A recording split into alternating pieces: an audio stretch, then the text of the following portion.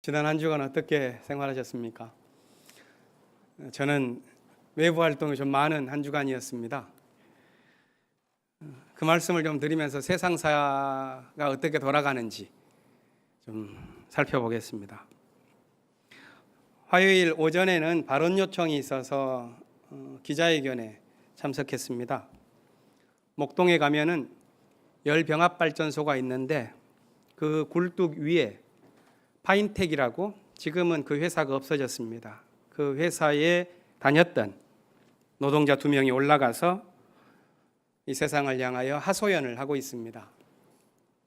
75m에 이르는 높은 곳에서 겨울과 여름을 모두 나고 이제 300일이 지났습니다. 임금을 받지 못한 노동자들의 고용을 승계하겠다는 약속으로 회사를 아주 싼 값에 인수했지만 이제 와서는 모른 채 하고 있는 사장에게 책임 있는 행동을 요구하는 기자회견이었습니다. 두 번째는 그날 저녁 서촌에 가면 음식 골목이 유명하게 있지 않습니까? 거기를 중간 너머쯤 올라가다 보면 궁중족발이라는 지금은 폐쇄된 곳이 있습니다. 거기에서 매주 화요일 기도회가 열립니다. 옥바라지 선교센터라고 하는 청년단체가 주로 주관합니다. 그 모임에 참석하는 청년들이 예전에 학교에서 가르친 제자들이 있기 때문에 부탁을 받고 설교를 하러 갔습니다. 궁중족발은 건물주에게 쫓겨난 세입자를 상징하는 장소가 되었습니다. 건물을 14채나 소유한 새 건물주가 갑자기 임대료를 300여만 원에서 1,200만 원으로 4배나 올렸습니다. 그런 과정에서 불미스러운 일이 벌어졌고 세입자가 감옥에 갇히게 되었는데 지난 목요일에 그분은 2년 3개월의 징역형에 처해졌습니다. 그날 오후에 아내의 기자회견이 있었습니다.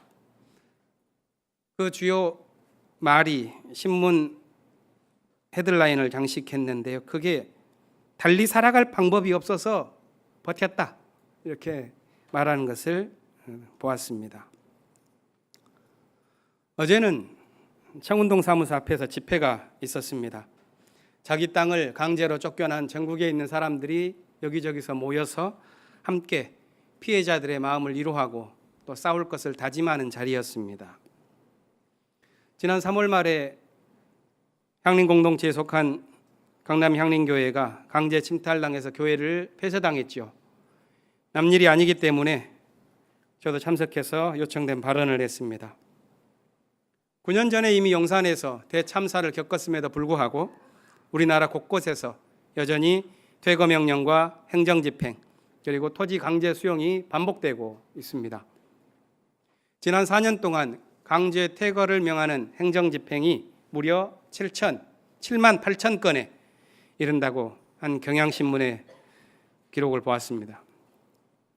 어제 갔더니 각종 명목으로 땅과 집을 부당하게 빼앗긴 사람이 350만 명에 이른다는 놀라운 수치를 듣게 되었습니다. 왜 이런 일들이 비일비재하게 벌어지게 되는 걸까? 얼마 전에 경실련에서 나온 자료를 보니까 2017년에 서울 지역의 부동산 상승했었던 총 가격이 1년 동안 사용하는 국가 예산보다 많았다 하는 이야기를 들었습니다. 이런 상황이라면 어떻게 사람들이 일하는 기쁨을 갖고 살 수가 있겠는가 하는 생각이 듭니다. 지난주에 문재인 정부의 지지율이 처음으로 50% 이하로 내려갔다는 신문을 봤죠. 많은 사람들이 안타까워하기도 하고 호들갑을 떠는데 저는 그 이유가 촛불 정권이라고 말을 하면서도 사실 부동산 정권처럼 애매모호한 태도를 취하고 있기 때문에 그렇다고 봅니다. 국민들의 신뢰를 받으려면 불로소득을 부추기는 정책을 폐기하고 일하는 사람들이 일터에서 쫓겨나지 않는 제도를 완비해야 할 것입니다. 한 주 동안 이러저러한 자리에 참석하면서 여전히 변하지 않는 우리 사회의 모습들을 보면서 답답했습니다. 말씀을 읽고 설교를 준비하면서도 마음속에 든 생각은 같습니다. 그리고 떠오르는 것은 하나님은 도대체 이런 세상을 어떻게 보실까? 이런 세상을 보면서 기독교에서 말하는 창조주라는 이름이 좀 무색하지 않으실까 하는 생각을 하게 됩니다. 그런 질문을 안고 창조절의 둘째 주일 성경 말씀을 함께 생각해 보겠습니다. 먼저 잠언 22장의 말씀은 우리가 예언서에서 읽던 뉘앙스와는 전혀 다른 분위기를 전해주죠. 예언 전통은 뜨거운 격정을 표현한다면 지혜 문학은 냉정한 평온을 보여줍니다. 잠언은 함부로 부자들을 매도하지 않습니다. 그렇다고 가난한 자를 무조건 편들지도 않습니다. 잠언의 가장 큰 경고는 신중하지 못한 마음에서 일어나는 어리석음입니다. 인생의 의미와 삶의 경험을 치우치지 말고 봐야 된다 하는 것을 권합니다. 인간을 살펴보면 두 가지 상반된 갈망을 갖고 있는 것처럼 보입니다. 한편으로는 밑으로 추락하지 않도록 떠받쳐줄 든든한 무언가를 원하고, 다른 한편으로는 비상할 수 있는 가벼움을 얻기 위해서 자기를 비우는 갈망을 갖습니다. 만일 인간의 이런 두 갈망을 하나는 몸의 필요라고 표현하고 다른 하나를 마음의 소원이라고 부를 수 있다면, 밑으로 떨어지려고 하지 않는 그런 몸의 필요는 중력을 안고 사는 모든 생명체에게서는 어쩐 의미에서는 운명이겠다 하는 생각을 합니다. 머리를 하늘로 두고 직립하면서 하늘 뜻을 묻고자 하는 인간의 마음의 소원은 그건 본성이겠죠. 또 한편에 그렇기 때문에 인간들은 신을 찾을 때에 이 두 가지 모두를 원합니다. 몸의 필요와 마음의 소원, 이 둘 다를 갖고 신에게 간구를 하는 거죠. 그런데 문제는 하나는 채우는 것이고 하나는 비우는 것입니다. 그 방향이 서로 다르기 때문에 이 둘을 동시에 요청해서 함께 얻는 것은 쉽지가 않습니다. 여기에 종교가 자기 길을 잃고 그르치게 되는 여러 이유가 생겨납니다. 몸의 필요에 집착하는 종교는 탐욕적이죠. 그렇다고 몸의 필요를 무시하는 종교는 열광적인 종교가 되고 맙니다. 마음의 소원에 집착하면 병리적인 종교가 되기 쉽습니다. 그러나 마음의 소원을 무시하는 종교는 세속적인 가치에 동화되고 맙니다. 따라서 종교는 중용의 길을 찾기 위해서 노력합니다. 그것은 삶의 다양한 모습 가운데에서 치우치지 않는 지혜를 얻는 것입니다. 성경에서 이런 지혜를 대변하는 책이 잠언입니다. 10년이 지났어도 잊히지 않는 정치인의 발언이 있습니다. 종부세 문제로 논란이 있던 당시에 그는 당시 정부 경제부처의 수장이었습니다. 국회에서 이런 말을 했죠. 서민들에게 대못을 박으면 안 되고 고소득층에게 대못을 박는 이런 상황은 괜찮은 것이냐? 중립과 평등을 가장한 이 발언은 사실 부유층들이 갖고 있는 특권적인 권리를 계속 지키고자 하는 것이었습니다. 어쩌면 그것은 약탈적 권리죠. 그분은 교회의 집사였습니다. 잠언이 중용의 지혜를 추구한다고 하여 중립적인 윤리를 말하는 것으로 보면 오해입니다. 잠언은 삶을 깊이 들여다보고 있기 때문에 기계적인 중립에 빠진 관념적인 주장과는 다릅니다. 오늘 잠언의 본문은 세 부분으로 나뉘어 있습니다. 지나갈수록 그 주장이 점점 뚜렷해지면서 마침내 선명한 길을 제시합니다. 본문 1, 2절은 다음과 같이 말합니다. 많은 재산보다는 명예를 택하고 은이나 금보다는 은총을 택하는 것이 낫다. 부유한 사람과 가난한 사람이 다 함께 얽혀 살지만 이들 모두를 지은 분은 주님이시다. 이것은 부자나 빈자나 함께 지켜야 할 윤리이고 믿음입니다. 이어지는 8, 9절은 삶에 대한 관찰이죠. 악을 뿌리는 사람은 재앙을 거두고 분노하여 휘두르는 막대기는 기세가 꺾인다. 남을 잘 보살펴주는 사람이 복을 받는 것은 그가 자기의 먹거리를 가난한 사람들에게 나눠주기 때문이다. 이것은 삶에서 일어나는 것에 대한 관찰이죠. 이런 관찰에 기반해서 마지막에 뚜렷한 삶의 윤리와 그것을 뒷받침하는 신앙관을 제시합니다. 가난하다고 하여 그 가난한 사람에게 함부로 빼앗지 말고 고생하는 사람을 법정에서 압제하지 말아라. 주님께서 그들의 송사를 맡아주시고 그들을 노력하는 사람의 목숨을 빼앗으시기 때문이다. 잠언의 마지막에 이르러서는 가난한 자를 옹호하지요. 그리고 그 이유를 야훼에게서 찾습니다. 왜 가난한 사람을 하나님께서 옹호하는지에 대해서 말하지는 않습니다. 그 이유를 찾고자 하는 학문인 신학은 어떤 의미에서는 가당찮은 학문이라고 할 수가 있습니다. 하나님의 뜻을 찾고자 하지만 하나님에게 직접 물어볼 수 없기 때문입니다. 그런데 인문학의 눈으로 보면 왜 신이 가난한 사람들의 편인지 그 이유를 발견할 수가 있습니다. 긴 역사를 살아남은 신은 부자들의 신이 아니라 가난한 자들의 신입니다. 가난한 자들을 멸시하거나 조롱하는 신은 그 수명이 역사에서 길지 않습니다. 민중들의 적이 된 신은 역사를 견디지 못합니다. 위용에 넘치던 바벨론 제국의 신 마루둑은 이제 사람들의 구경거리에 불과하죠.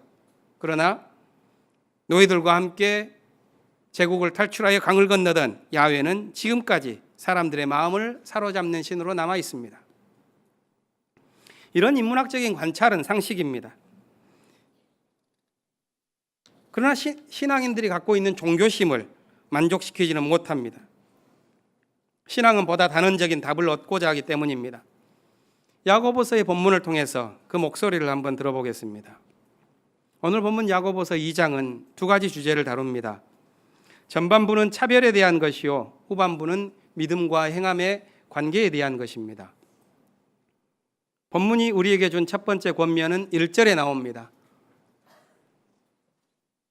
조금 직역하면 이렇습니다. 여러분은 차별심을 품지 말고 영광의 주 예수 그리스도의 믿음을 가지십시오. 이 말은 아주 강력한 요청입니다. 단지 차별하지 말라는 윤리적 권고에 그치지 않고 그런 행위가 예수 그리스도의 믿음에 배치된다는 사실을 일깨우고 있습니다. 저는 이런 경고는 당시의 공동체가 가진 문화와 관련이 있다고 봅니다. 2절부터 4절에 나오는 모습은 당시의 공동체의 모습일 것입니다. 회당에 좋은 옷을 입은 사람과 남루한 옷을 입은 사람이 들어왔을 때 사람들이 다른 태도를 취하는 거죠. 좋은 옷을 입은 사람에게는 여기 좋은 자리에 앉으십시오 하고 말하고, 남루한 옷을 입은 사람에게는 거기 서 있든지 내 발판 밑에 앉든지 하시오, 이렇게 말하는 것입니다. 그것은 어떤 성격이 못된 사람의 모습을 가리키는 것이라기보다는 공동체의 문화에서 비롯된 것이라고 보는 것이 나을 것입니다. 이런 상황에서 야고보의 두 번째 권면이 5절에 나옵니다. 그것은 그리스도의 믿음을 가진 지혜로운 공동체가 되는 길에 관한 방향 설정입니다. 사랑하는 형제자매 여러분, 들으십시오. 하나님께서는 세상에 가난한 사람을 택하셔서 믿음에 부유한 사람이 되게 하시고 하나님을 사랑하는 사람들에게 약속하신 그 나라의 상속자가 되게 하지 않으셨습니까? 예수가 전한 복음의 핵심이 다가오는 하나님 나라에 관한 것이라면 그 나라를 향해 마음을 연 존재는 가난한 사람이요, 그들이 하나님 나라의 상속자가 될 것이라는 말입니다. 야고보는 여기에서 왜 하나님이 가난한 사람을 선택했는지 설명하진 않습니다. 다만 그들이 하나님 나라의 상속자가 될 것이라는 것을 단언할 뿐입니다. 야고보의 이 말은 사람들이 일반적으로 암암리에 품고 있는 생각과는 배치됩니다. 사람들은 가난한 사람들을 업신여기고 짐처럼 부리고 가난의 이유가 마치 그들이 어떤 문제를 갖고 있기 때문에 생겨난 것처럼 이해합니다. 그리고 그 문제를 해결할 수 있는 사람은 부자들이라고 생각하죠. 따라서 다가오는 나라가 있다면 그 나라의 주인도 부자일 것이라고 생각합니다. 하지만 그런 생각은 실제 상황과는 다른 것입니다. 욕망과 거짓이 만들어 놓은 인지 부조화가 거기에 끼어 있습니다. 야고보는 거꾸로 보았습니다. 가난한 사람들이 택함을 받아서 다가오는 나라의 상속자가 된다고 말합니다. 본문 6, 7절에서 다음과 같이 말합니다. 여러분을 압제하는 사람은 부자들이 아닙니까? 여러분을 법정으로 끌고 가는 사람들도 부자들이 아닙니까? 여러분이 받드는 그 존귀한 이름을 모독하는 사람들도 부자들이 아닙니까? 이는 세상에서 벌어지는 일들에 대한 관찰입니다. 오늘 우리 또한도 목도하고 있는 사실과 그렇게 다르지 않습니다. 야고보는 이런 설명을 통해서 사람들이 갖고 있는 현실에 대한 인지 부조화의 문제를 해결합니다. 그리고 공동체를 향해서 가난한 사람들을 차별하지 마십시오 하고 요청하는 것이지요. 뒤에 이어지는 행함의 강조는 이런 맥락에서 이해해야 할 것입니다. 행함은 믿음의 진실을 드러냅니다. 거짓된 믿음, 헛된 믿음, 그것이 갖고 있는 위선과 가식을 드러내는 것이 행함이죠. 그래서 본문은 말합니다. 형제 자매 여러분, 누가 믿음이 있다고 말하면서도 행함이 없으면 무슨 소용이 있겠습니까? 그런 믿음이 그를 구원할 수 있겠습니까? 믿음의 행함이 따르지 않으면 그 자체만으로는 죽은 것입니다. 이 말씀은 믿음의 무용성에 대해서 말한 것이 아니지요.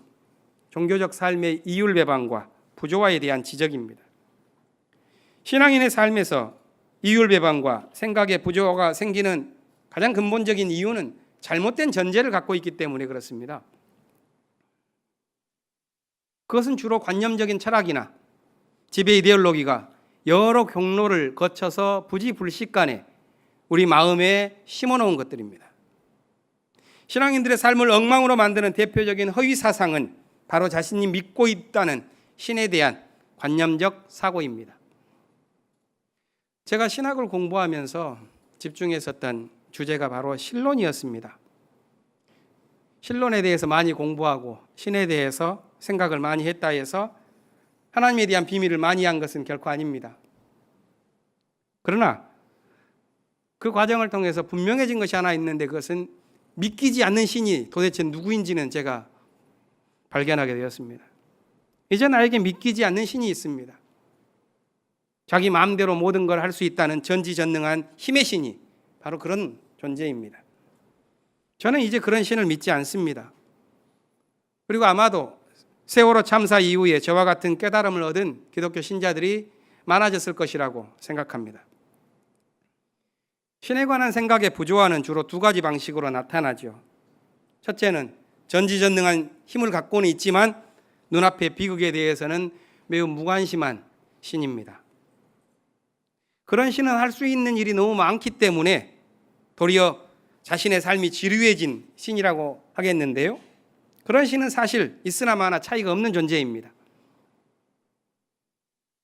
둘째는 질서와 규범을 어겼다고 해서 사람들을 위협하고 협박하며 벌을 주는 신입니다. 사실 그런 신은 창조의 신이라기보다는 지배체제의 하수인으로 전락한 신에 불과합니다. 그러한 것들은 관념적인 철학자들이 만들어 놓은 신이지 성경에 나오는 하나님의 모습은 아닙니다.